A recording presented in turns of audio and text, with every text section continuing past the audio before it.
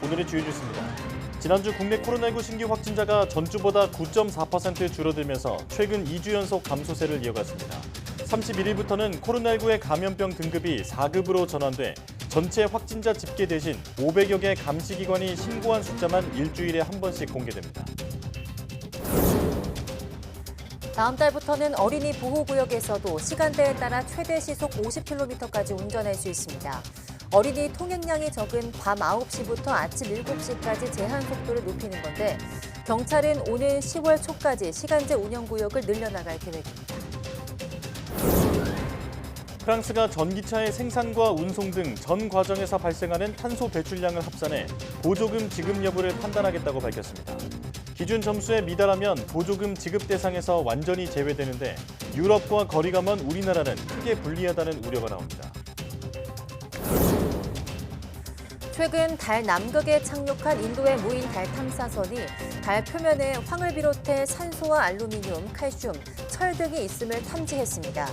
달 남극의 표면 온도도 쟀는데 달 표면 아래 8cm 깊이의 토양 온도는 영하 10도라고 전해왔습니다. 이산화탄소 배출을 억제하고 탄소 중립 목표를 달성하기 위해 세계 각국이 기술 개발에 박차를 가하고 있습니다. 국내 기술은 아직 선진국의 80% 수준에 불과하다는 평가인데 전문가들은 신재생 에너지로의 전환 과정에서 이산화탄소 포집과 저장 기술은 중요하다고 강조합니다.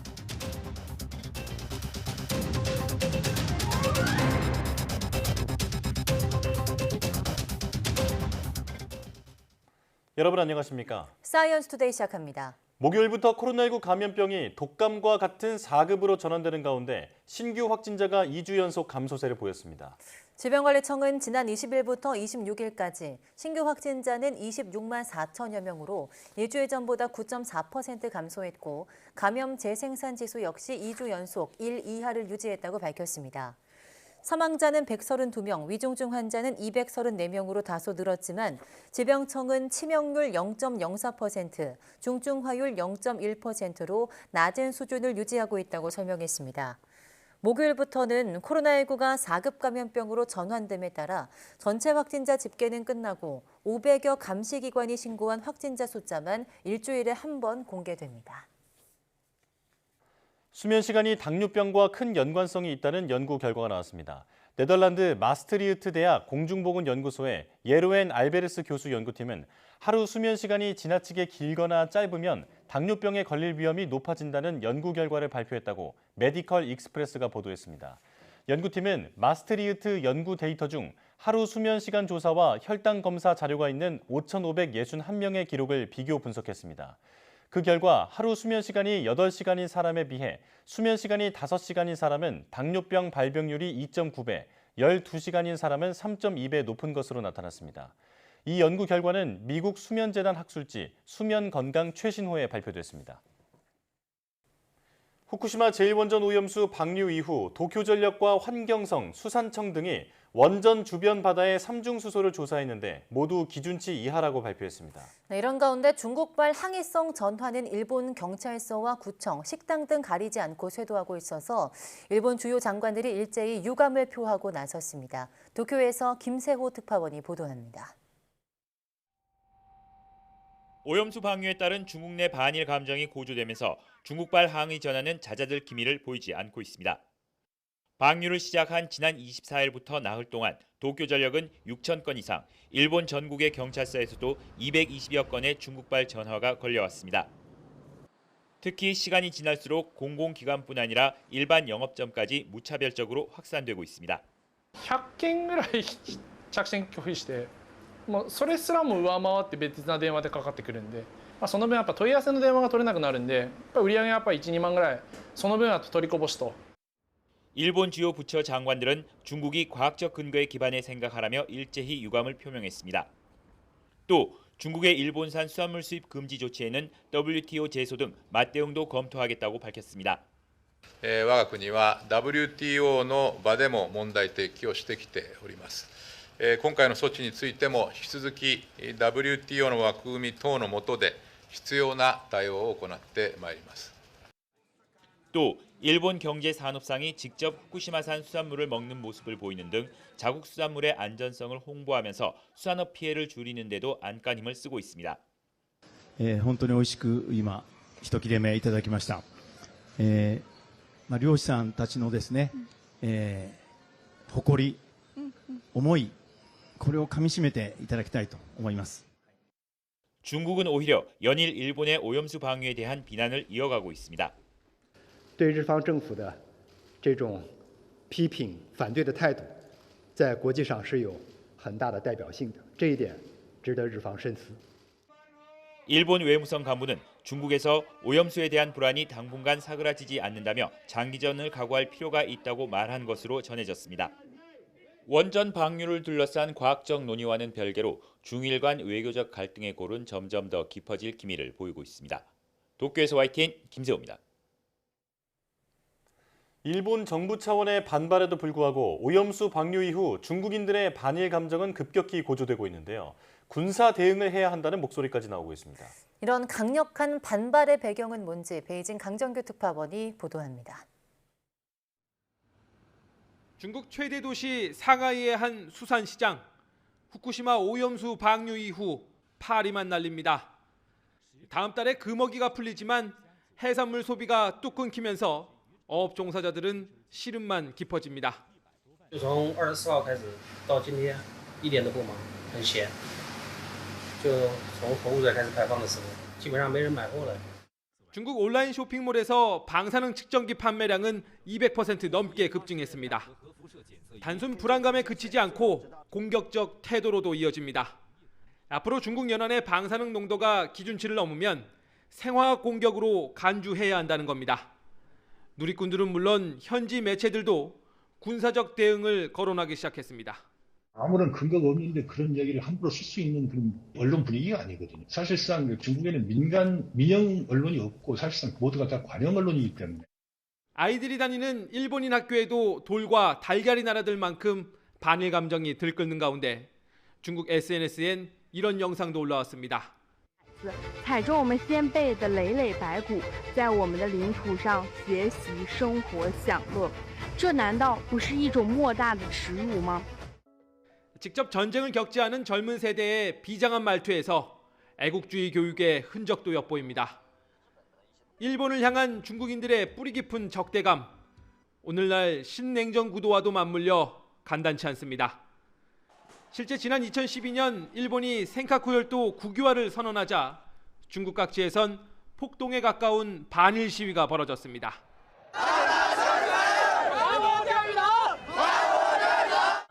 이번 오염수 방류 직후 반일 집회 때도 비슷한 구호가 터져 나왔습니다.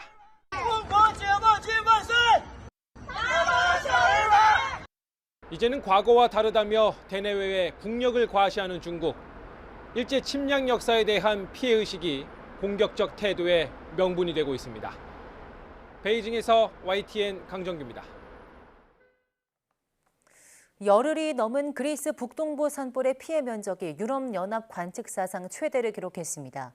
EU 집행위원회는 11일째 이어지고 있는 이번 그리스 산불이 관측사상 최대 규모이며 진화를 위해 항공기 11대와 소방관 407명을 파견했다고 밝혔습니다.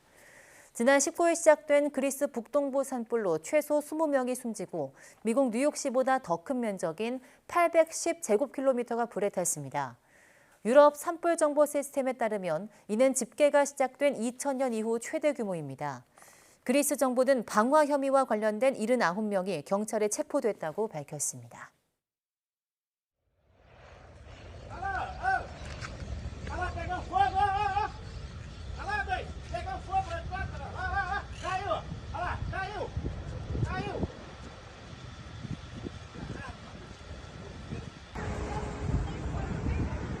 O helicóptero caiu lá, né?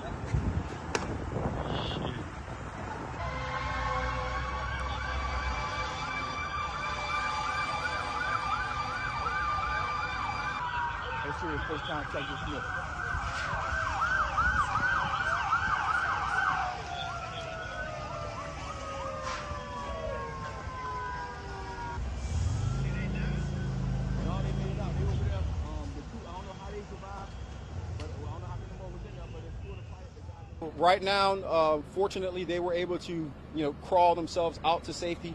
They both are in the hospital right now. They did suffer some injuries, but they're going to be able to survive and recover from those injuries.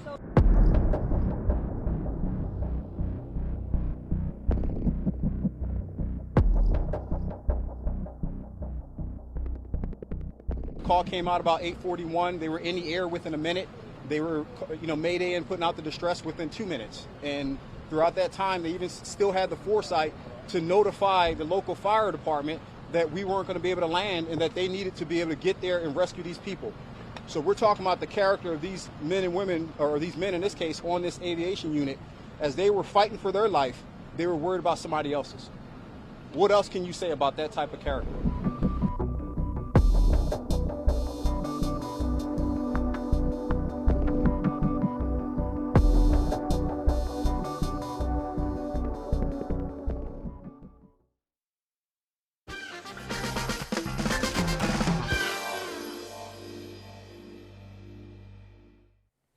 만약 PC나 스마트폰에 한글 자판이 없다면 우리의 일상생활은 거의 마비된다고 해도 과언이 아니겠죠.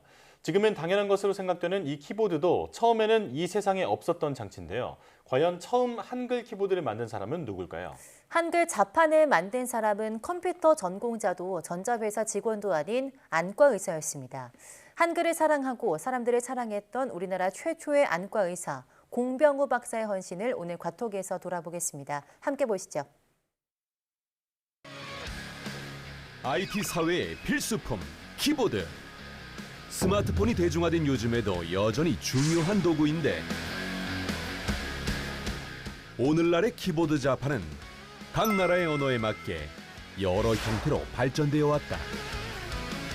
특히 한글은 로마자와 전혀 다른 문자임에도 IT 시대 최고의 문자로 인정받고 있는데 한글 기계화의 시작인 타자기 개발에 힘쓴 인물. 그는 뜻밖에도 우리나라 최초의 안과 의사였던 공병우 박사였다. 안과의였던 그는 왜 타자기 개발에 뛰어들게 된 것일까? 1938년 종로. 골라 아무거나 골라. 여러분 그 프랑스에서 온 양장이 있어요. 안녕하세요. 예. 저 개업 떡 좀 돌리려고 왔습니다. 그 의사 선생님이시구나. 예. 요 앞에 병원 차리셨다면서요. 예. 제가 이번에 이쪽에 그 안과를 하나 차렸습니다. 안과? 안과가 뭐예요? 그 눈을 전문적으로 보는 병원이라고 뭐 그렇게 생각하시면 되겠습니다. 그러면 눈만 봐요? 당시에는 병원에서 다양한 질환을 한 번에 진료했는데 공병우 박사는 일본에서 안과 전문의 과정을 이수하고 돌아와 대한민국 최초로 안과 전문 병원을 개원했다. 아무튼 눈이 나빠지거나 뭐 잘 안 보이시면 저희 병원을 찾아오시면 됩니다. 예. 예. 갈게요. 네. 공병우 박사에게는 최초라는 수식어가 여러 개 있었는데 국내 최초의 안과 개원에 이어 국내 최초로 쌍꺼풀 수술을 집도한 이 또한 공병우 박사였다. 하지만 당신은 일제강점기였고 그 또한 일본에서 의학을 공부했기 때문에 한글에 따로 관심을 갖지 않았다. 그러던 어느 날 병원 근무를 하던 공 박사. 예, 다음 분 들어오세요. 한 환자를 맞이했는데 예. 어디가 불편해서 오셨습니까? 책을 보면 눈이 자꾸 시큰거리고 아팠어요. 어디 한번 볼게요. 어디 보자.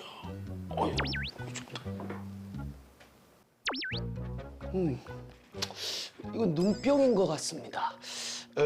제가 처방해드린 약 드시고 당분간은 책 읽는 거는 피하셔야 합니다. 네? 안 됩니다. 혹시 다른 방법은 없습니까? 눈이 필요하면 낫질 않습니다. 하지만 조선어 연구를 하려면 책을 봐야 하는데. 조선어 연구? 아니, 아니, 그 조선어 연구하면 잡혀가지 않습니까? 그리고 요즘 사람들 보면 다 한자에 일본어를 주로 사용하는데 굳이 조선어를 연구하는 이유가 뭡니까? 고유의 언어는 민족의식을 일깨우는 데 큰 효과가 있습니다. 게다가 우리의 글은 세계에서 보기 드문 과학적인 글자입니다. 과학적이요? 예.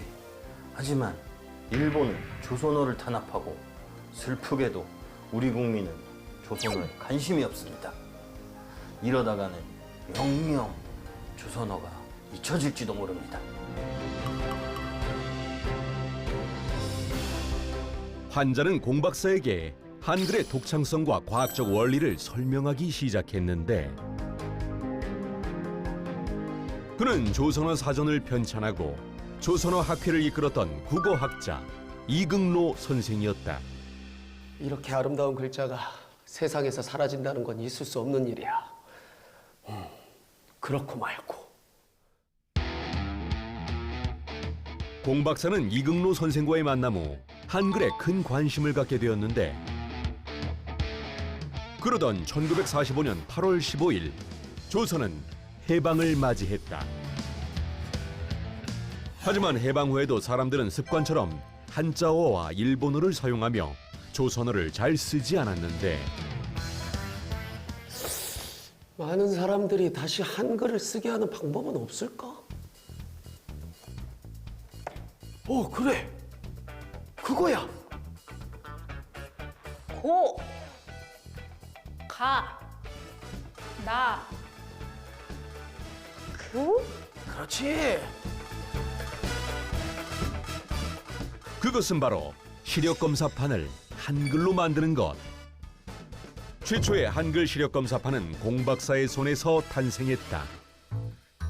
그는 여기에서 멈추지 않고 일본어로 되어 있는 안과 전공 교재도 우리 글로 번역하기 시작했는데 번역한 내용을 토대로 그의 조수들이 수기로 교재를 제작했다. 하지만 여기엔 큰 어려움이 있었는데 최 선생. 아, 예. 그 어느 정도 작업이 진행됐습니까? 아, 예. 2장까지 있었습니다. 에? 아니 지금 작업할 양이 많은데 그 아직도 안 됐어요? 아, 예. 어디 한번 봅시다. 예. 아니 이게 글씨입니까 낙서입니까? 이래서 이거 뭐 학생들이 알아보겠어요? 아, 그게 또박또박 쓰다 보면은 너무 시간이 많이 걸려가지고 손도 너무 아파요. 아, 이거 문제로구만. 이거 뭐 방법이 없을까? 그래, 그거야. 그걸 이용하면 되겠어. 그가 생각해낸 건 바로 타자기. 한글을 손이 아니라 기계로 쓰면 더 빨리 쓸 수도 있고 한글 대중화에 큰 도움이 되겠어. 그래. 공 박사는 안과 의사 생활도 뒤로 한 채 타자기 개발에 뛰어들었는데 당시 이미 한글 타자기가 시장에 나와 있었지만 불편함 때문에 사용하는 이가 적었고 일본어처럼 세로 쓰기로 치는 방식이었다. 가로로 읽을 수 있는 가로형 타자기면서 빠르게 자판을 칠 수 있는 방법이 없을까? 초성, 중성, 종성으로 나뉜 한글은 기미라는 말을 치려면 기역과 이, 미음이 필요한데 이때 받침이 되는 미음은 초성이 되는 미음과 크기가 다르기 때문에 다른 자판으로 만들어야 했다. 한글의 원리에 대해 오랜 시간 연구한 공 박사는 초성, 중성, 종성의 구성 원리를 딴 세 벌식 타자기를 만들어냈는데 오른쪽에는 초성이 되는 자음이, 왼쪽에는 모음과 받침이 되는 자음이 배열됐다. 특이한 것은 쌍초점이라는 것이었다. 쌍초점은 글자판이 끼워지는 곳이 한 곳이 아니라 두 곳으로 된 것을 의미하는데 이로 인해 일반 받침자는 물론 두 개의 받침이 있는 글자도 쉽게 입력할 수 있게 됐다. 그의 타자기는 기존 한글 타자기에 비해 속도가 빠르고 가로쓰기도 가능해 주요 문서 작성에 많이 사용됐는데 6.25 정전협정문 또한 공박사의 타자기로 작성되었다. 이후 대량으로 생산된 공박사의 타자기는 한글 기계화의 첫 신호탄이 됐다. 하지만 그는 여기서 멈추지 않았는데 이제는 개인용 컴퓨터가 보급되기 시작한다죠. 컴퓨터에도 한글이 들어가야 하지 않겠습니까?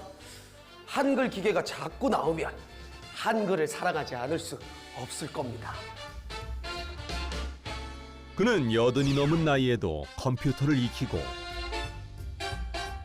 매킨토시 컴퓨터에서 구현되는 최초의 한글 글꼴을 개발하기도 했다. 병원 경영과 타자기 사업을 통해 적지 않은 돈을 벌었던 공박사는 그 돈을 어려운 이들을 위해 쓰기로 했는데 시각장애인의 생활훈련과 직업교육을 시켜주는 맹인재활센터를 세우고 1988년에는 전 재산을 털어 한글문화원을 만들었는데 이곳의 도움으로 우리나라 대표 한글 문서 프로그램과 네모트를 탈피한 첫 한글 글꼴 공안체 등이 탄생하게 됐다. 남을 도울 줄 아는 사회가 되어야 우리나라도 진정한 민주주의의 나라가 될 수 있다고 저는 믿습니다. 그렇게 한글과 환자를 위해 헌신했던 공병우 박사. 그는 1995년 3월 7일 남은 유산과 장기까지 기증하며 세상을 떠났다. 세 벌씩 한글 타자기 개발로 한글의 기계화를 실현하고 디지털 한글의 초석을 놓은 대한민국 최초의 안과 의사 공병우 박사. 마지막까지 자신의 모든 것을 나눈 그의 삶은 많은 이들에게 귀감이 되고 있다.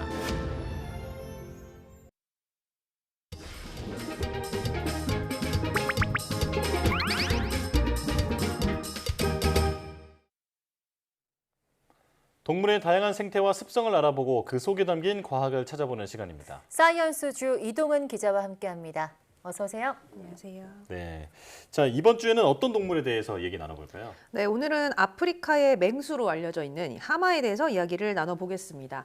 많은 분들이 하마하면 이 물속에서 얼굴을 내놓고 이렇게 움직이면서 다닌다거나 입을 쩍 벌린 그런 모습들을 생각하실 텐데 실제로 이 하마의 이름 자체가 히포포타무스라는 고대 그리스어입니다. 강 속의 말이라는 뜻인데요. 아마 고대인들은 물속에 있는 하마를 보고 말을 떠올렸던 것 같습니다. 이 하마가 우리나라에 소개될 때 이 이름의 원래 뜻을 살려서 강하자에 말마자를 써서 그대로 하마가 된 겁니다. 그런데 생물학적으로 보면 하마는 우제류입니다. 그러니까 말보다는 소에 가깝다고 볼 수 있겠죠. 네, 그러니까 이름과 다르게 오히려 강 속의 소에 가까운 건데요. 하마가 그런데 물속에 있지만 빠르게 헤엄치는 모습은 제가 못 본 것 같아요. 네, 맞습니다. 하마는 사실 물에 잘 뜨지도 못하고요. 또 헤엄도 잘 치지 못합니다. 그래서 이 깊은 물보다는 주로 늪지대에서 하마를 많이 볼 수 있는데 하마의 발가락 사이에는 물갈퀴처럼 얇은 막이 있고요. 또 콧구멍도 물속에서 마음대로 여닫을 수가 있습니다. 그래서 우리가 흔히 생각하는 것처럼 이렇게 자유자재로 헤엄을 친다기보다는 물속에서 땅을 발로 차면서 움직인다고 봐야 할 것 같습니다. 또 이 하마는 사나워 보이는 외모와는 다르게 초식 동물입니다. 낮에는 이렇게 물속에서 휴식을 취하고 헤엄을 치면서 생활을 하다가 밤에는 땅 위로 올라와서 풀을 뜯어 먹는데요. 보통 풀이나 과일, 이런 나뭇잎 등을 하루에 50에서 60kg까지도 먹는다고 합니다. 하마가 헤엄을 생각보다 잘 치지도 못하고 또 풀을 먹는 초식 동물이라고 하니까 의외인데요. 자, 그런데 하마 하면 역시 쩍 벌린 입이 가장 먼저 생각이 나잖아요. 이게 바로 가장 큰 특징이라고 할 수 있겠죠. 네, 그렇죠. 이 하마의 턱은 우리가 문고리에 쓰는 경첩처럼 되어 있습니다. 보통은 150도 정도 너비로 벌릴 수가 있고 최대는 180도까지, 그러니까 거의 수평에 가깝게도 벌릴 수가 있습니다.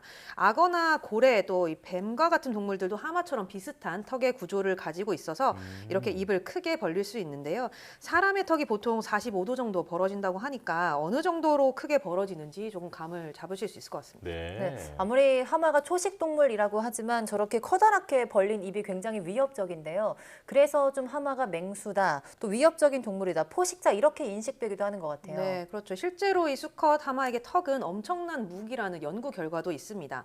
이 포유류는 대부분 수컷이 짝짓기를 위해서 경쟁을 하기 때문에 암컷보다 덩치가 큰 편인데요. 하마는 육상에서 3번째로 덩치가 큰 포유류지만 암수의 차이는 별로 없습니다. 몸집이 아니라 이렇게 턱과 커다란 이 송곳니가 무기이기 때문인데요. 영국 연구팀이 이런 하마의 턱과 송곳니에 대해서 연구를 해봤습니다. 이 하마 수컷의 몸무게는 암컷보다 5% 정도밖에 더 많이 나가지 않았지만 이 턱의 무게는 44% 정도나 차이가 났다고 하고요. 또 이 커다랗게 발달한 송곳니의 무게는 수컷이 무려 81%까지도 더 나가는 것으로 나타났습니다. 특히 수컷의 송곳니는 암컷의 2배 가까이 자라기도 하는데 한 개가 2kg에 달하기도 합니다. 네. 먹이를 먹을 때 쓰는 다른 이빨은 이렇게 암수의 차이가 없는 것으로 나타났습니다. 네, 그러니까 암수의 덩치 차이는 다른 동물처럼 크지는 않은데 이제 수컷 하마는 이제 자신의 무기를 키우는 식으로 진화를 한 거군요. 네, 그렇습니다.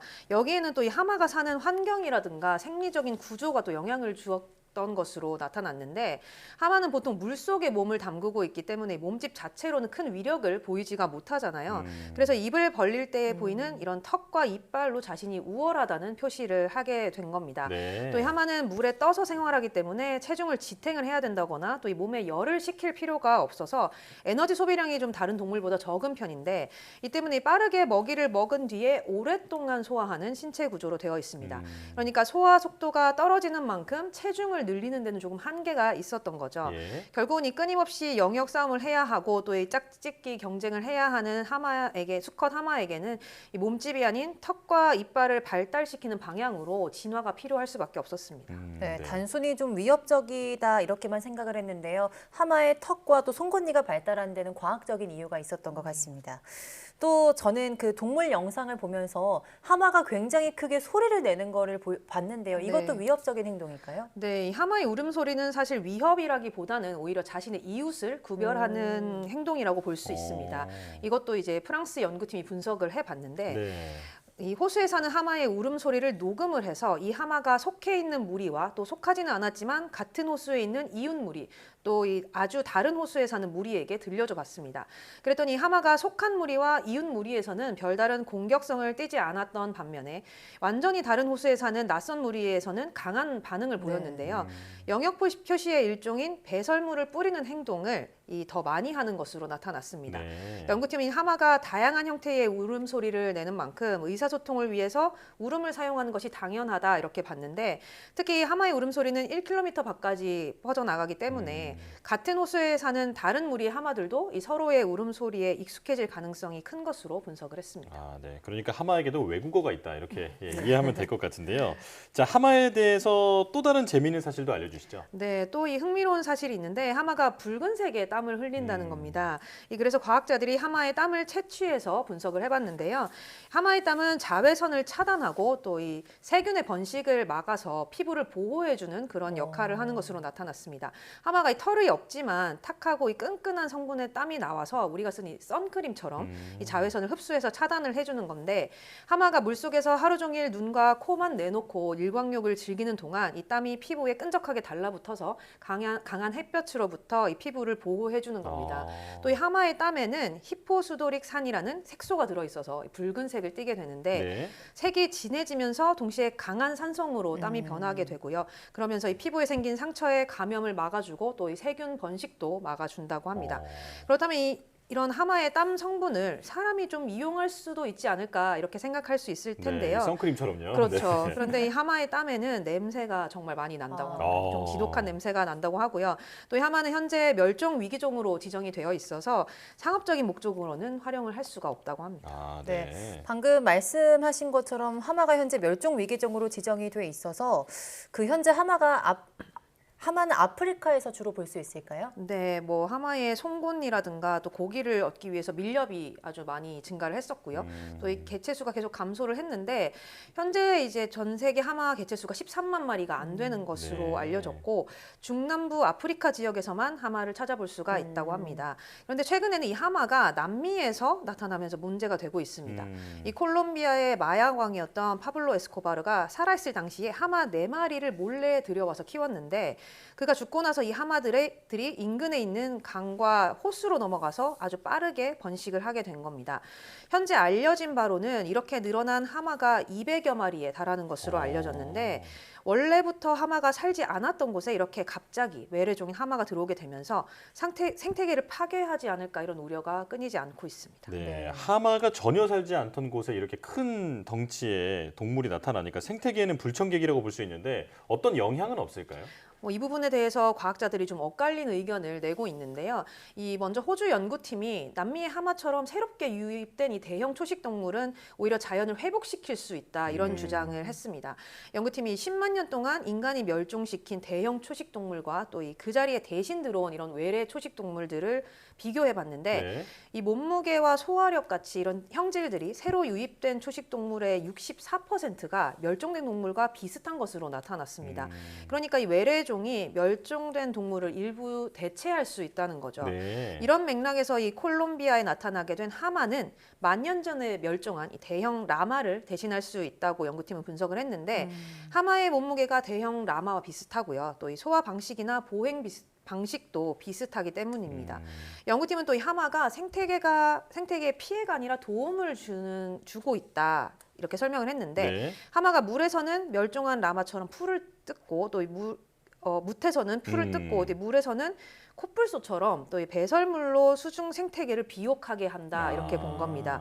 결국은 하마가 생태계를 교란한다기보다는 이 동물이 멸종하기 이전의 상태로 되돌려주는 것이라고 연구팀이 주장을 했습니다. 네, 그렇다면 반대 의견은 어떤 것들이 있을까요? 네, 앞서 언급했지만 하마의 배설물이 문제가 될 수 있다는 건데 하마는 물속에서 배설을 한 뒤에 이 꼬리로 퍼뜨리는 습성이 있습니다. 하마의 배설물에는 단백질뿐만 아니라 이 다양한 유기물질이 들어있어서 주변에 사는 물고기라든가 곤충들에게 아주 유용한 이 영양 공급원이 되는데요. 이 하마의 배설물은 하천 생태계에 도움이 된다 이렇게 보통 알려져 있었습니다. 그런데 미국 연구팀이 케냐 마라강의 하마가 수질에 미치는 영향을 연구해 봤더니 이것과는 조금 다른 연구 결과가 나온 겁니다. 이 마라강에는 하루 36톤의 하마 배설물이 유입이 되는데요. 연구팀은 이 때문에 강이 오염되고 산소가 줄어들어서 물고기가 떼죽음을 당했다 이렇게 밝혔습니다. 이 미생물이 하마 배설물을 분해하는 과정에서 물속에 녹아있는 산소가 줄어들게 되고 또 이때 생기는 암모니아와 황화물 등이 물고기에 해를 입힌다는 거죠. 또 가뭄이 되면 상황이 더 나빠지게 됩니다. 건기에 이 산소가 부족한 물이 하마 웅덩이에 모이게 되는데 이 물이 비가 오면서 하류로 내려가게 되면 갑작스럽게 이 산소 고갈 상태가 되게 됩니다. 그러면 물고기가 떼죽음을 당하게 되는 거죠. 결국은 이렇게 하마 배설물로 인해서 물속 생태계의 불균형이 계속 이어지게 되면 언젠가는 생물종의 상실이 올 것이다 이렇게 연구팀이 내다봤습니다. 네, 저 오늘은 하마에 대해서 알아봤는데요. 아주 익숙한 동물이지만 생각보다 몰랐던 게 많았던 것 같습니다. 자, 이동훈 기자 함께했습니다. 고맙습니다.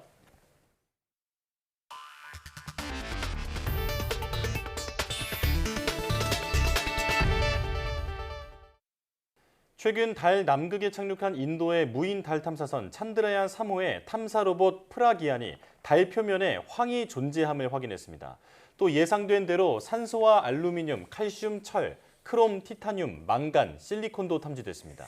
인도 우주연구기구는 현지 시간 29일 옛 트위터 X에 올린 글에서 프라기안에 탑재된 레이저 유도 분광기를 통해 이 같은 성과를 얻었다고 밝혔습니다.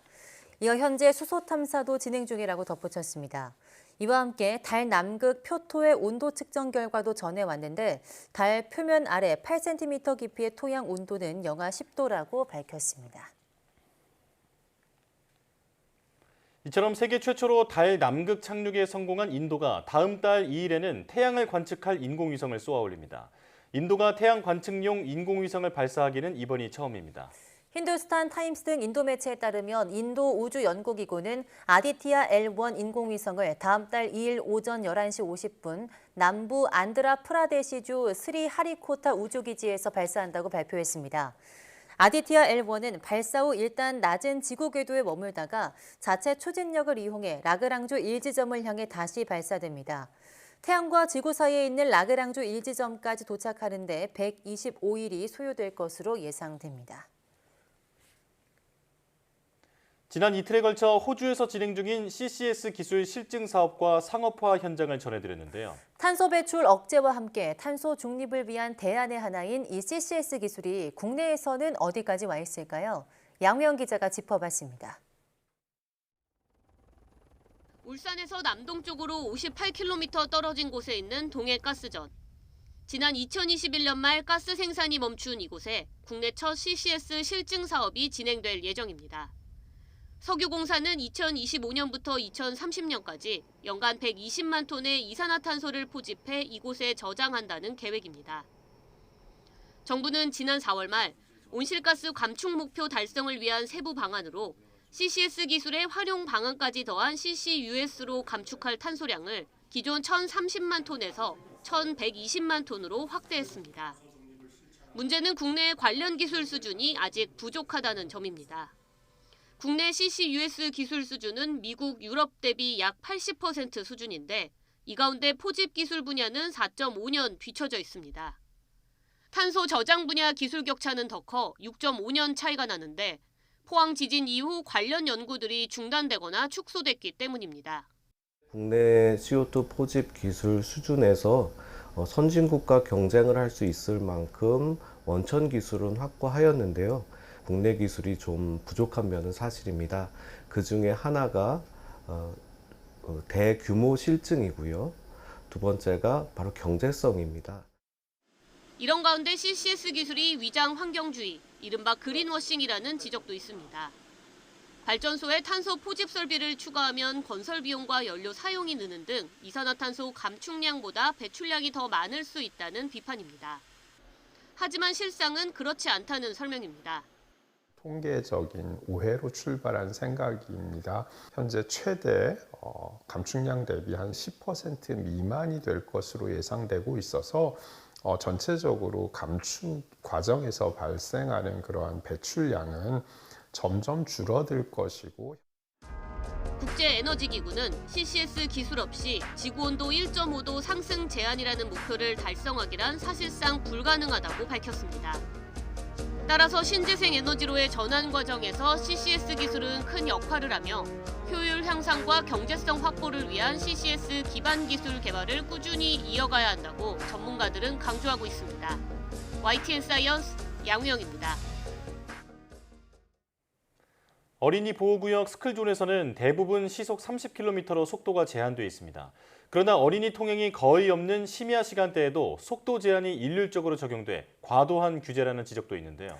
경찰이 시간대에 따라 속도 제한을 탄력적으로 운영하는 제도를 다음 달부터 본격 운영하기로 했습니다. 윤태인 기자가 보도합니다. 서울 장위동 광운초등학교 앞 어린이 보호구역.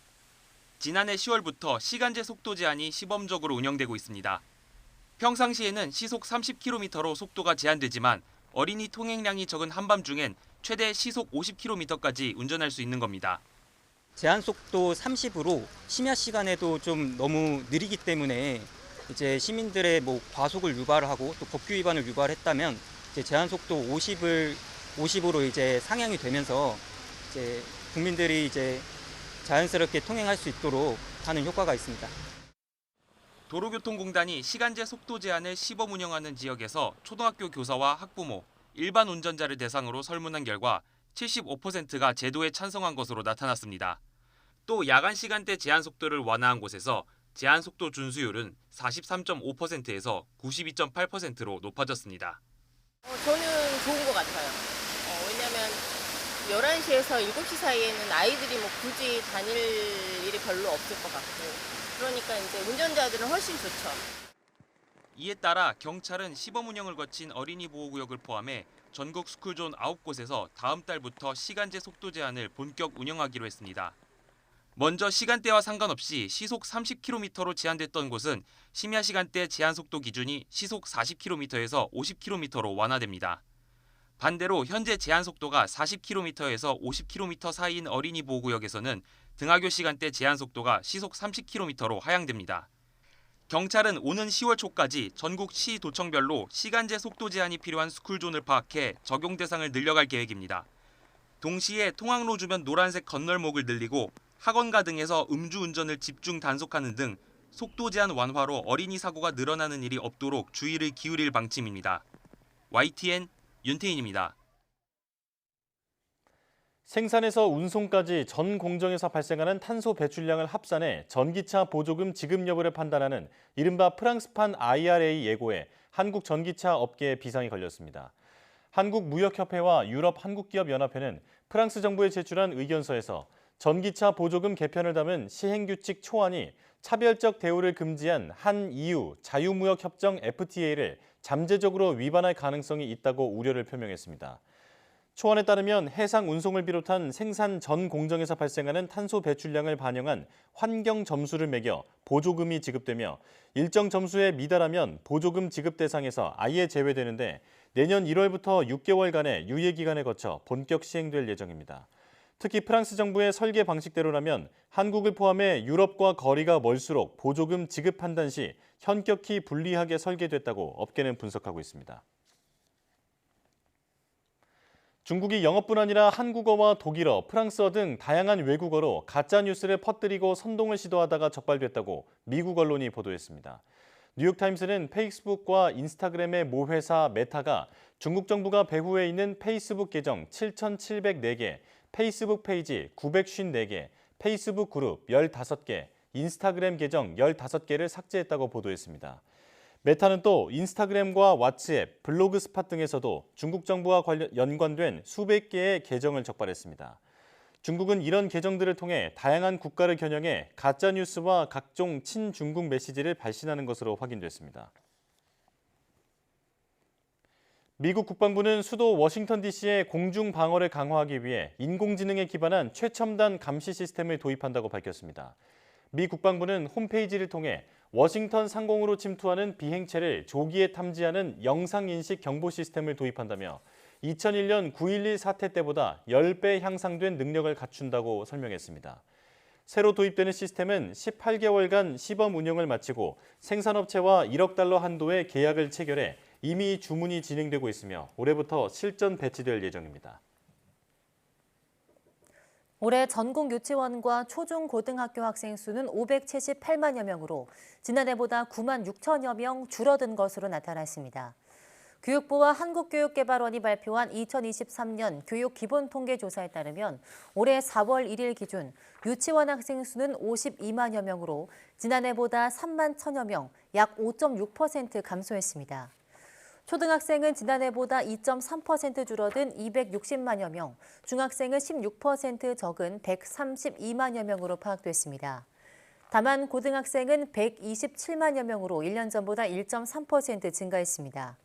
전국 유치원과 초중고등학교 수는 2만 605개로 지난해보다 91개교 줄었고 교원 수는 50만 8천여 명으로 지난해보다 1,057명 증가했습니다. 다문화 학생 수는 올해 18만여 명으로 지난해보다 7.4% 증가했는데 지난 2012년 조사 시행 이후 꾸준히 늘었습니다. 이른바 김영란법에 따라 명절 때 공직자가 받을 수 있는 선물 한도가 30만 원으로 올라갔습니다. 네, 다음 달 추석부터 적용되는데 이번부터는 5만 원을 상한으로 기프티콘까지 가능해졌습니다. 달라진 내용을 이승배 기자가 전해드립니다. 공직자 선물 액수를 제한한 청탁금지법, 이른바 김영란법 개정안이 국무회의를 통과했습니다. 선물 한도가 기존 10만 원에서 15만 원으로 늘어난 게 핵심입니다. 특히 설날과 추석 명절 땐 30만 원으로 상한액이 2배 높아집니다. 단 정해진 기간에 농수산물에만 적용됩니다. 구체적으로 살펴보면 선물 기간은 명절 당일 기준으로 24일 전부터 이후 5일까지가 원칙입니다. 이번 추석은 9월 5일부터 10월 4일까지입니다. 한우와 굴비, 전복, 김 같은 농수산물과 홍삼, 젓갈, 참기름 등 농수산물 가공품은 30만 원까지, 나머지 물품은 5만 원까지입니다. 태풍, 가뭄 등과 같은 자연재해, 그리고 고물가와 수요 급감 등 2중, 3중고에 힘들어하는 농, 축, 수산업계에 대한 지원과 문화예술계 등의 활성화를 위해서 기프티콘도 이번 명절부터 5만 원까지 가능한데 규정이 조금 복잡합니다. 똑같은 커피 쿠폰이라도 상품 이름만 적힌 건 선물로 보낼 수 있지만 금액만 적힌 건 안 됩니다. 상품 이름과 액수가 같이 적힌 건 괜찮습니다. 영화와 연극, 스포츠 등 문화 관람권도 최대 5만 원까지 주고받을 수 있습니다. 농수산 상품권은 일반 물품과 마찬가지로 한도가 최대 30만 원입니다. 하지만 치킨 쿠폰은 5만 원까지만 허용됩니다. 백화점과 문화상품권, 온누리 상품권 등 금액이 적힌 상품권은 금지됩니다. 완화가 검토됐던 식사비 한도 3만 원은 그대로 유지됐습니다. 민감하고 첨예하기 때문에 좀 더 국민들 여론을 충분히 반영해서 모니터링해서 국민들께서 요구하는 시점이 되면 다시 논의를 해보겠습니다. 예. 선물 가격을 올리는 것이 김영란법 취지에 역행한다는 비판도 있지만 침체한 민생에 활력을 불어넣으려는 조치라고 권익위는 설명했습니다. YTN 이승배입니다.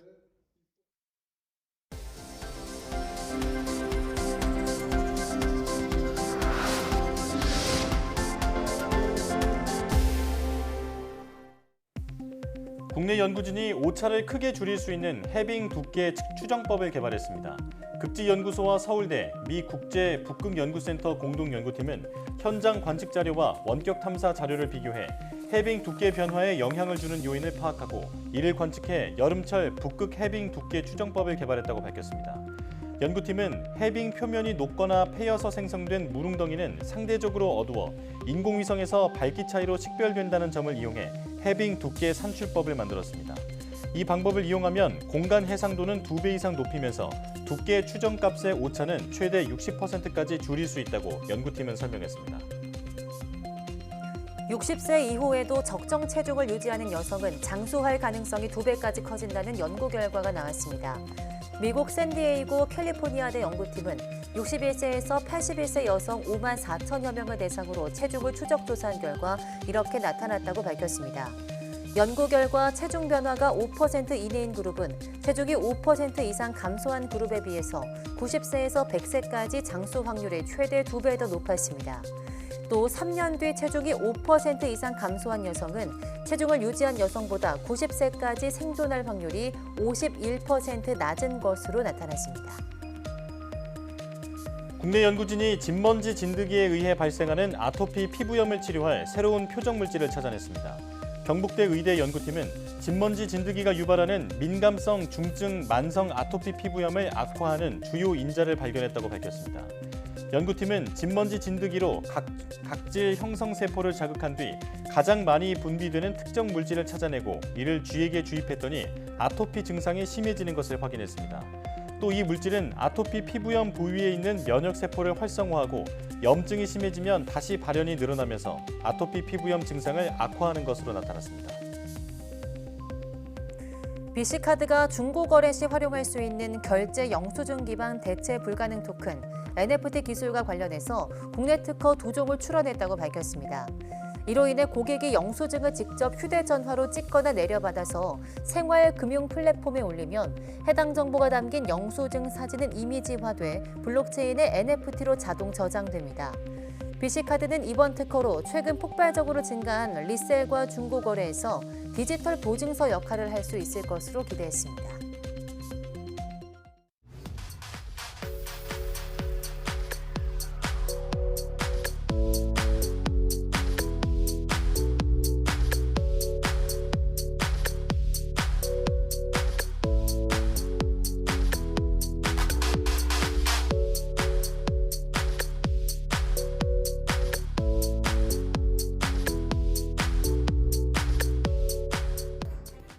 앞서 보신 것처럼 코로나19가 이제는 독감 수준인 4급 감염병으로 전환되는데요. 앞으로는 확진자 1일 집계가 종료되고 코로나19 검사비도 유료로 전환됩니다. 다만 60세 이상 고령자와 의사 소견에 따라 코로나19 검사가 필요한 경우 요양병원 등 고위험시설 종사자는 코로나19 위기 단계가 현 경계에서 주위로 떨어질 때까지 보건소에서 무료로 PCR 검사를 받을 수 있습니다. 자세한 내용은 질병청 홈페이지를 참고하시기 바랍니다. 네, 뉴스 마칩니다. 시청해주신 여러분 고맙습니다.